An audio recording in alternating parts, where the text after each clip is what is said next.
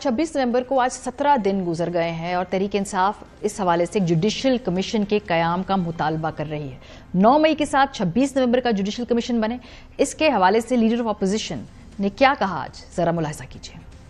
9 मई हुआ था, उसके ऊपर भी जुडिशल कमीशन, 24 नवंबर का जुडिशल कमीशन। हम लोग तहकीकात करना चाहते हैं कि शूट टू किल ऑर्डर किसने दिया, गोली किसने चलाई, क्यों चलाई। इन 17 दिनों में मुख्तलिफ बयानिए बदले हैं हुकूमत के। जब पहला दिन था तो हुकूमत की जानिब से इंटीरियर मिनिस्टर हो या मिनिस्टर ऑफ इंफॉर्मेशन हो, वो ये कहते रहे कि कोई भी गोली नहीं चली है। ऑन रिकॉर्ड तमाम प्रेस कॉन्फ्रेंसेस में, तमाम न्यूज़ चैनल्स पे जाकर उन्होंने ये बात कही। अब हम देख रहे हैं कि आहिस्ता आहिस्ता बयानिए के अंदर डिफरेंस आ रहा है। ये अब कहा जा रहा है कि गोली चली है लेकिन चलाई तहरीक इंसाफ के लोगों ने।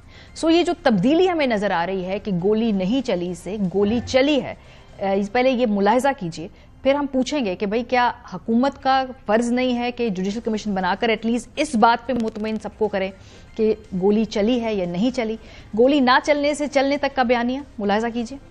मैं रात गए यहाँ मौजूद भी रहा, कोई ना गोलियों के खौल थे ना किसी किस्म की यहाँ पे फायरिंग हुई। आप मुझे बता दें कि किस पुलिस वाले के पास गन थी। हर बंदे के हाथ में कैमरा था। अगर गोली चल रही होती तो इन्होंने पूरी दुनिया में चला देना था कि इन्होंने गोली चला दी है। जो गवर्नमेंट को ब्रीफिंग दी गई है उसके मुताबिक हवाई फायरिंग जरूर हुई है, क्योंकि शायद लाइट उस एरिया में नहीं थी, आई वाज नॉट देयर। और वो भगदड़ जो मची है और जो लीडरशिप फिर भगौड़े हुए भागे हैं, that actually created all this mess. वरना अगर आराम से वो वापस भी जाते तो ये मेस नहीं होना था। जब अली अमीन गंडापुर साहब की गाड़ी पे हमला हुआ, इनके वर्करों ने उनको डंडे मारे, उनके गाड़ी को तोड़ने की कोशिश की जब वो भाग रहे थे, तो उनके गार्ड्स ने जो है फायरिंग की अपने वर्करों के ऊपर। ये भी चीज ऑन रिकॉर्ड है। अफसोस का मुकाम ये है कि आप गरीब लोगों के खून को बेच रहे हैं। आप उस गरीब वर्कर, शायद मैं खुद सियासी वर्कर हूँ जनाब प्रिजाइडिंग ऑफिसर साहब, मैं खुद हूँ, मुझे बड़ी तकलीफ है उन बच्चों बेचारों की, उन बेचारों को जिस तरह उनके ऊपर जो है वो गोलियां चली। सो दो मुख्तलिफ बयानात हैं। इसके हवाले से तय कौन करेगा? कोई ना कोई कमीशन ये तय करेगा कि भाई उस दिन क्या गोली चली है तो क्या तहरीक इंसाफ के लोगों से गोली चली, क्योंकि मुख्तलिफ हम वर्जन्स गवर्नमेंट की तरफ से ही सुन रहे हैं। इस दौरान दो और डेवलपमेंट्स हुई हैं। एक तो फैज़ हमीद साहब जो स्याह सफ़ेद के मालिक थे इस मुल्क के अंदर कई सालों तक, उनकी खिलाफ चार्ज शीट मंजर आम पे आई और लगता यह है कि उनके गिर्द घेरा तंग है और उसी कॉन्टेक्स्ट के साथ इमरान खान साहब के लिए भी मुश्किलात हो सकती हैं। दूसरी बड़ी डेवलपमेंट जो आज हुई है वो है फौजी अदालतों में सिविलियंस के ट्रायल के हवाले से सुप्रीम कोर्ट का यह हुक्म जारी हुआ और सुप्रीम कोर्ट ने फौजी अदालतों में सिविलियंस के ट्रायल के केस की समाअत का एक तहरीरी हुक्म जारी किया है। सुप्रीम कोर्ट के हुक्म के मुताबिक 85 मुल्जिमान के खिलाफ फैसला सुनाने की इजाजत दी जाती है। सुप्रीम कोर्ट के हुक्मनामे में कहा गया कि जो मुल्जिमान रियायत के हकदार हैं उन्हें रियायत दी जाए, जो मुल्जिमान रिहाई के हकदार हैं उन्हें फौरी रिहा किया जाए। सुप्रीम कोर्ट ने करार दिया कि जो मुल्जिमान जेल काट रहे हैं उनको मुतल्लिका जेल हुकाम के हवाले किया जाए। सुप्रीम कोर्ट के हुक्मनामे में कहा गया कि फौजी अदालतों के फैसलों का ऐलान सुप्रीम कोर्ट के फैसले से मशरूत है। सुप्रीम कोर्ट के इस ऑर्डर का 85 मुल्जिमान के हुकूक पर असर नहीं पड़ेगा और समाअत के दौरान फरीकैन की जानिब से इस्तदा की गई थी कि फौज की हिरासत में 85 अफराद का फैसला सुनाने की इजाजत दी जाए। तो ये इजाजत मिल गई। तो बहुत सारी डेवलपमेंट्स इस हफ्ते हुए। हमारे साथ मियां जावेद लतीफ साहब मौजूद हैं, क्योंकि हमेशा से वो इस बात का गिला करते हैं कि निज़ाम के अंदर से सहूलतकारी हो रही है, जनरल फैज़ का मुकदमे तेजी से नहीं चलाए जा रहे।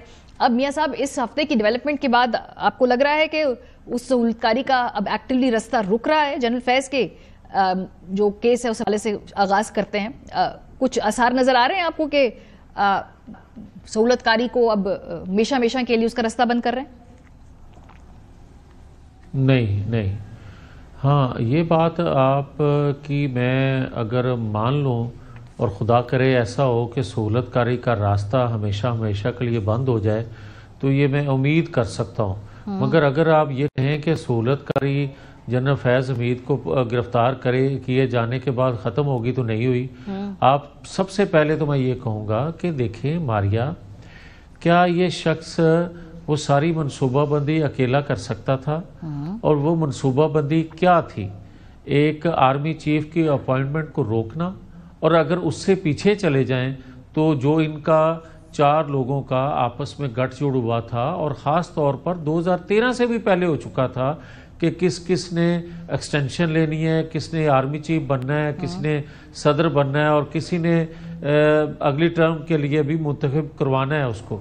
अब देखें कि वो सिलसिला जब शुरू हुआ तो किस तरह के फैसले आए और किस तरह फिर 2/3 अक्सरियत रखने वाले پرائم منسٹر کو تاحیات نااہل کر دیا گیا۔ اب مجھے یہ بتائیں کہ اگر جنرل فیض حمید کو گرفتار کر لیا جائے اور چیف جسٹس اس وقت کے جو تھے ثاقب نثار، جنہوں نے تاحیات نااہل کر کے 2018 کا راستہ کھولا، اس کو آپ چھوڑ دیں، اور جو 2018 میں لایا گیا اور اس کے بعد جنرل فیض حمید اس کے لیے اس طرح کام کرتے رہے جس طرح کوئی ذاتی ان کا ملازم ہوتا ہے، پرائیویٹ ملازم ہوتا ہے، اس کے لیے کام کرتا ہے کیونکہ اسی سے اس نے تنخواہ لینی ہوتی ہے۔ تو میں یہ سمجھتا ہوں کہ اگر پورا انصاف کرنا ہے تو پھر آپ کو اس وقت کے 4-5 لوگ جو ہیں ان کو آپ کو کٹہرے کون سر بتا دیں تاکہ ایک دفعہ آن ریکارڈ آ جائے کو 4-5 لوگ ہیں جن کو کٹہرے میں آ کے پھر سہولت کاری کا رستہ بند ہوگا۔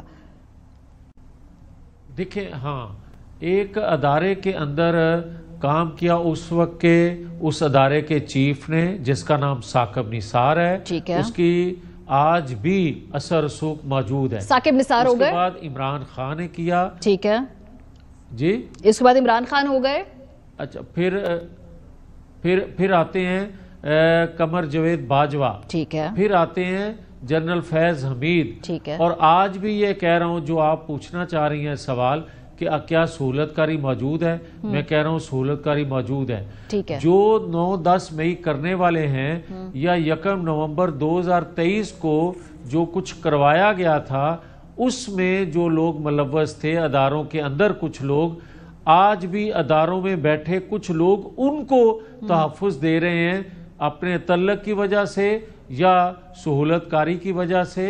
اگر آپ انصاف کرنا چاہتے ہیں، اگر آپ لوگوں کو بالکل کلیئرٹی سے بتانا چاہتے ہیں کہ پاکستان کے خلاف سازش یا اداروں کے خلاف سازش میں کون کون ملوث تھا، تو جب تک آپ ان کو کٹہرے میں لائیں گے نہیں اس وقت تک آپ بالکل کیٹاگوریکلی نہیں کہہ سکتے نہ وہ سہولت کاری کا عمل لیکن جو چارج شیٹ ہوئی ہے جاوید صاحب، ایک سرا تو ہے نا، اس کا آغاز تو ہے، یہ تو پہلے تو یہ نہیں ہو رہا تھا نا، اب ہو گیا نا، چلے سرا تو مل گیا نا، کچھ تھوڑے سے تو آپ کو ریلیف ملا نا کہ بھائی کہیں سے شروع تو ہو رہا ہے نا کام۔